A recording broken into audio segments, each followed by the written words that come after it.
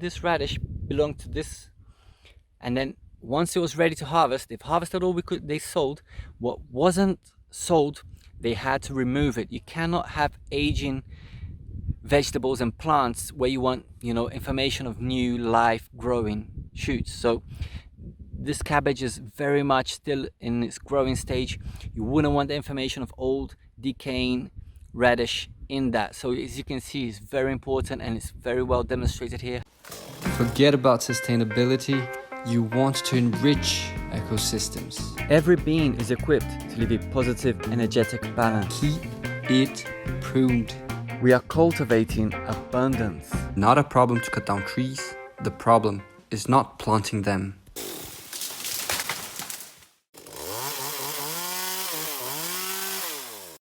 Yo, hello, hi guys, welcome back to another Agroforestry Academy video. Today here we're in a very special place. This is a farm from our friend Johan. This is Sitio Semente, translated the seed farm. I say it's very special place because it's where I learned, most of my teaching. Is where I got, the base of all my instructions from. I'm very privileged to be neighbors here. Maybe you can see that the far back at the other side of the valley, those trees there here. You can see on the other side of the valley there's a farm there with trees. That's my house there on the other side of the valley. So we live quite close by. We're partners in the market and things like that. So Johan helped me out a lot in the beginning. So we have to, a lot of respect for that. Johan didn't only help me. This is the place which, teaches and trains most people, probably I dare to say, in the world. Over 700 people per year come here, do the course, and they go ahead and plant.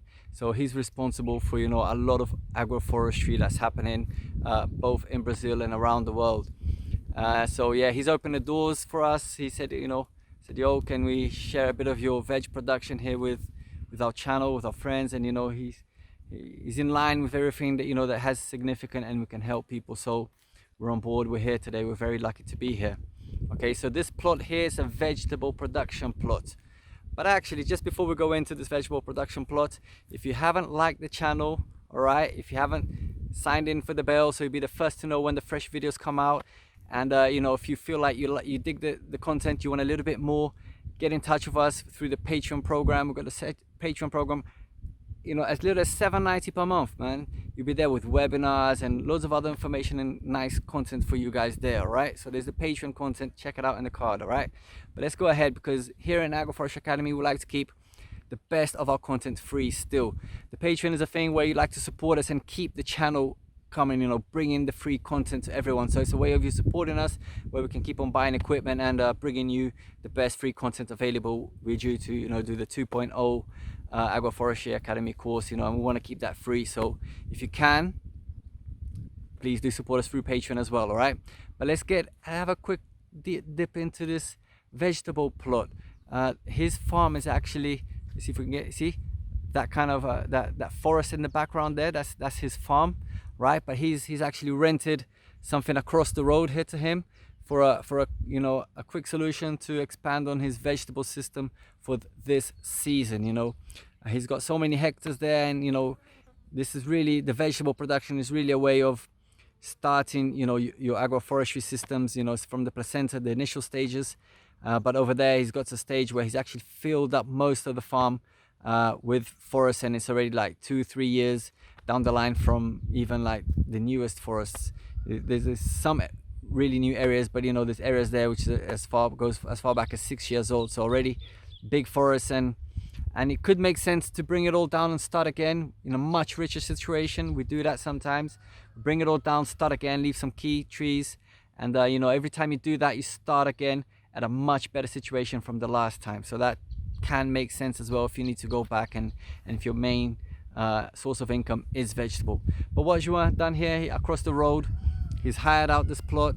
It's a lease. It's interesting. I don't know how much he pays. I don't know if it's free.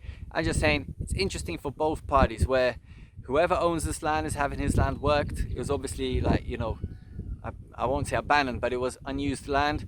So, he's given up this spot where Johan's coming here and working the land. From what I understand here, and I've had a quick dip at the system, He's not planting any trees, so this is a raw vegetable system. All right, so that can be quite interesting, because that has been the topic of our webinar this week with the Patreon crew. All right, so let's have a look at this. First interesting thing we're going to find here is that since he hasn't planted any trees, any bananas, you're not producing the biomass on the spot. So what has been his solution is bringing in some hay. You see that hay there?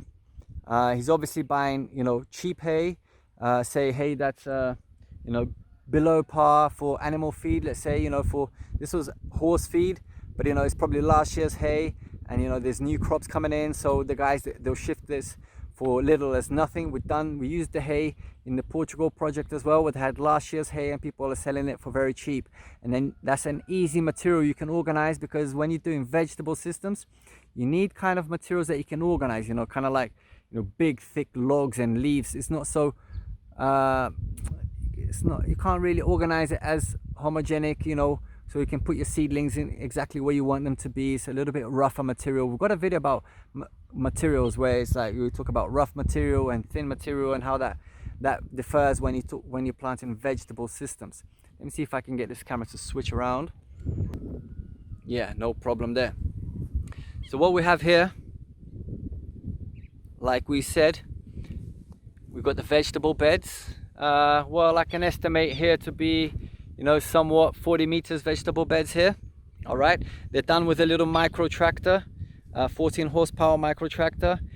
You know, it works the land like that, and then, you know, it draws up the vegetable beds like as so. And as you can see here, the way it works here, we have here the younger plot, and as we move along, we get to the older plots. So the oldest ones here will be about 6 months old, so it's all really quite fresh. And because there's enough area, he hasn't had the need to renew his vegetable bed, say every 2-3 months. So he's actually, as we're going to see, we'll talk about that a little bit further down, about the cassavas there, how he was able to plant enough cassavas to leave them behind and actually harvest them rather than prune them to renew the beds. Yeah, so what do we have here? There's a few interesting things here. This here looks like ochras to me. Could be something else, but it looks like okra. Okay, we've got some corianders. We've got here the cassavas, right? There could be something else planted by seed that will pop up, something like a rocket, because this looks like it's been planted this week. On the next bed here. So in this video, we're going to be looking at, you know, a sequence of consortiums and how, you know, how he does it, and he does it best. Out here in Brasilia, he is basically, I dare to say again, the #1 agroforestry vegetable producer in the market. You know, I won't say organic, because there's some large organic people, but you know, they're into the monoculture organic and conventional organic. So when we talk about agroforestry vegetable system, this is the real deal. Okay, so obviously he's done a good job here with the hay. There we've gone ahead and got the lettuce, right? Again, the cassavas, very recently planted. And here we've got some kind of like cabbage or quail. We can't be quite sure. Yeah, it's all from the same family.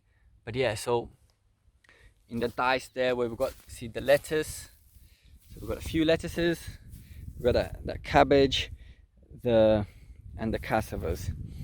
And we go to the neighboring plot here. Let's have a look at what this is.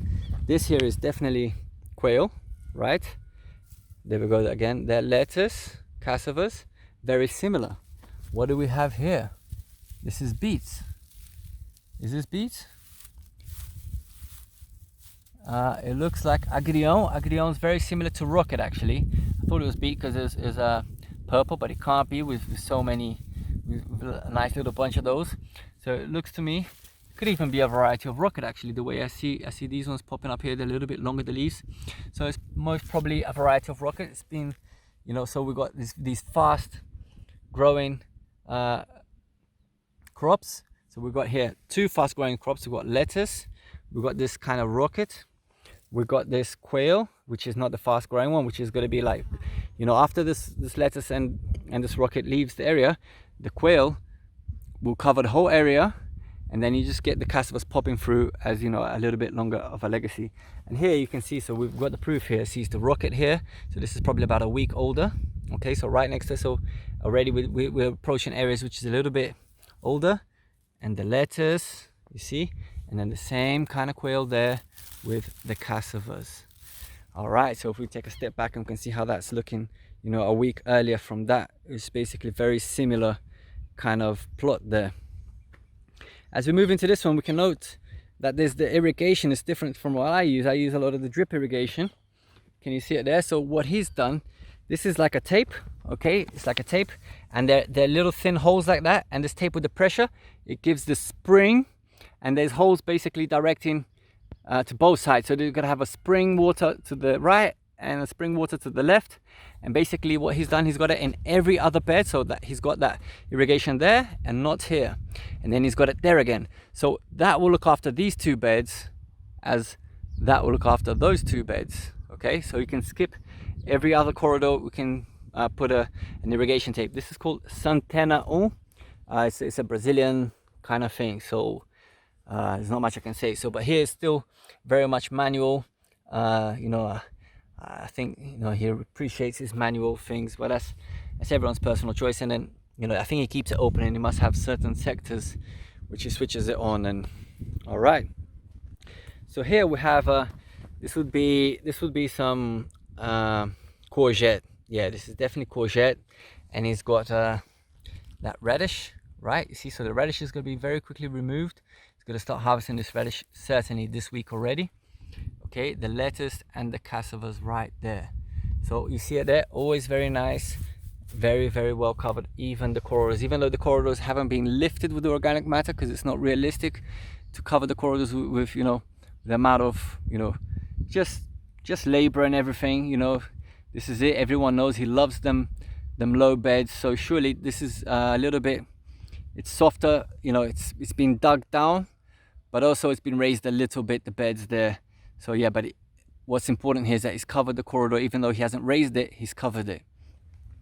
So yeah, so here, so as we move along, look, it's very interesting. Here we're having a look at all the consortiums. As we move along, yep, definitely more cabbage or quail with the corianders, the lettuce, and always the cheeky cassavas. Cassavas is a right sale for that. So that's the Agrion, which I said is very similar to rocket. I don't know the name in English. Can look into that.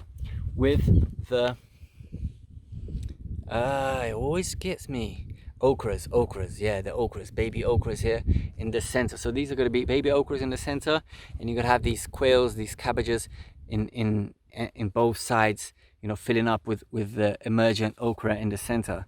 You know, yeah, that agrion there will be removed very quickly. And where's the cassava? No, instead of cassava here, he went with the okra as a central emergent species. Here again, we're talking about the courgettes and the okras, very similar. Okay, all right, let's have a look. Let's move along. So it looks to me like here he would have probably already harvested some things from here. So look, there's a nice consortium there. This will be leek with lettuce, so just leeks. So as we can see here, I'm measuring up here, let's say 30 centimeters apart from each other, each line of leek. I'll give a step back. So we've got the lines of leek, okay, and every 30 centimeters another line of leek. With the lettuce just filling in, the lettuce will be removed obviously within the next 10 days. This lettuce is ready to go to the market, and then the leeks will be yeah, the legacy here. Yeah, so this one here, very nice, definitely cabbages, right? And yeah, the okras in the middle there, similar to the system that we've seen there, but just a couple of weeks older, with some I don't know if it's called iceberg lettuce. Yeah, iceberg lettuce. And look what's interesting here, these radishes. So this is interesting. This is a point here. So you can see all the way down the corridor there's radish. Why? I bet you this radish belonged to this, and then once it was ready to harvest, they've harvested all they sold. What wasn't sold, they had to remove it. You cannot have aging vegetables and plants where you want, you know, information of new life growing shoots. So this cabbage is very much still in its growing stage. You wouldn't want the information of old decaying radish in that. So as you can see, it's very important, and it's very well demonstrated here how they've removed it. Even if they've just removed it and laid it to the ground in the corridor, but they've done it. It's a good job. Here the more leeks, and then you know how we had there with those lettuce there. Here we got the purple lettuce. This purple lettuce, it grows 10 days earlier from that green lettuce, so they've already started harvesting. I bet you this is all the same age, from the same kind of growth.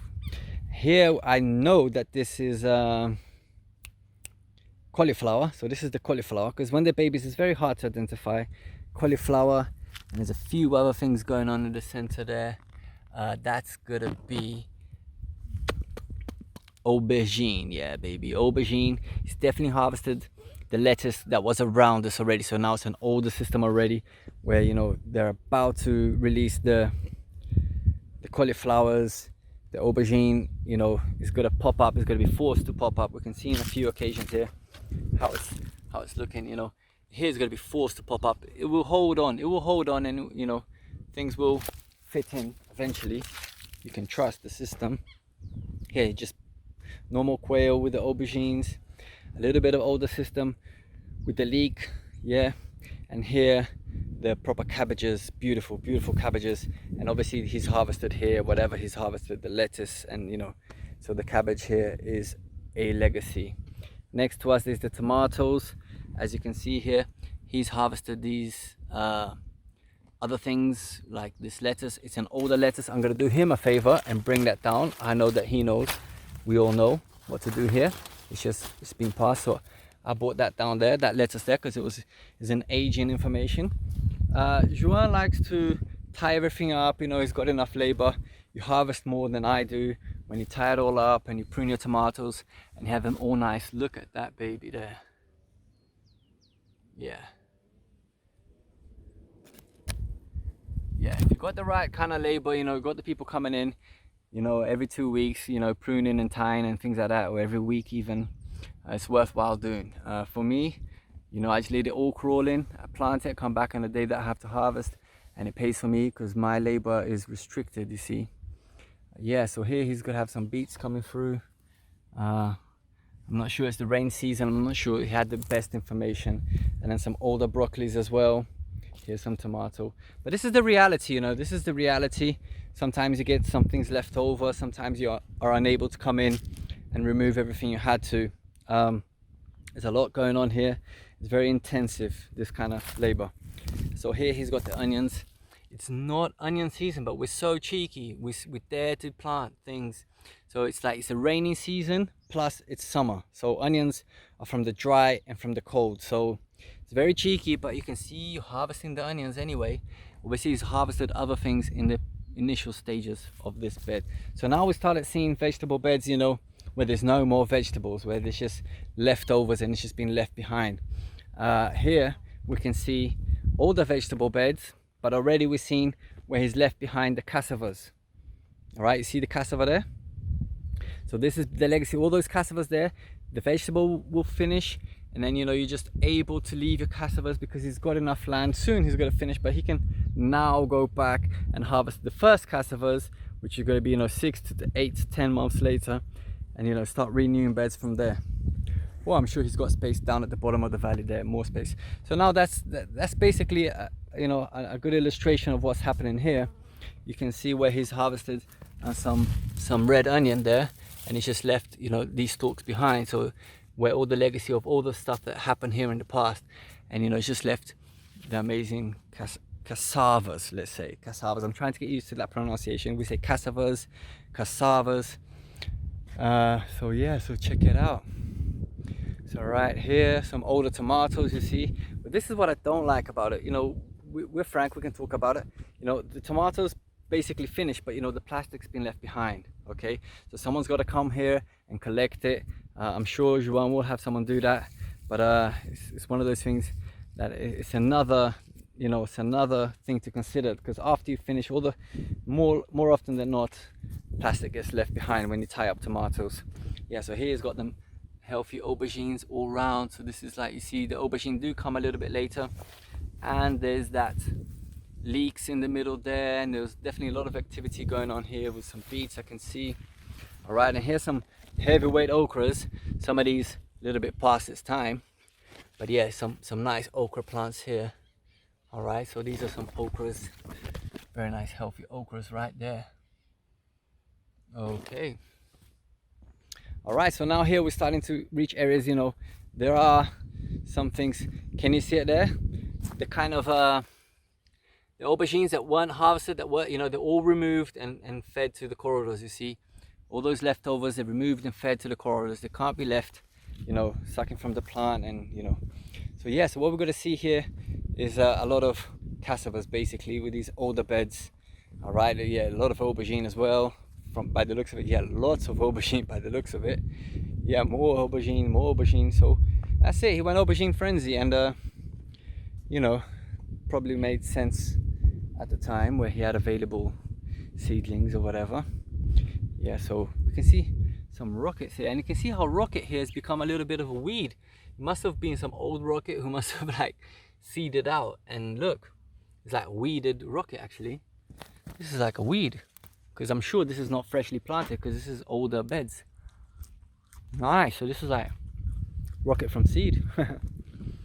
Okay, so yeah, look at this. This is one type of potato.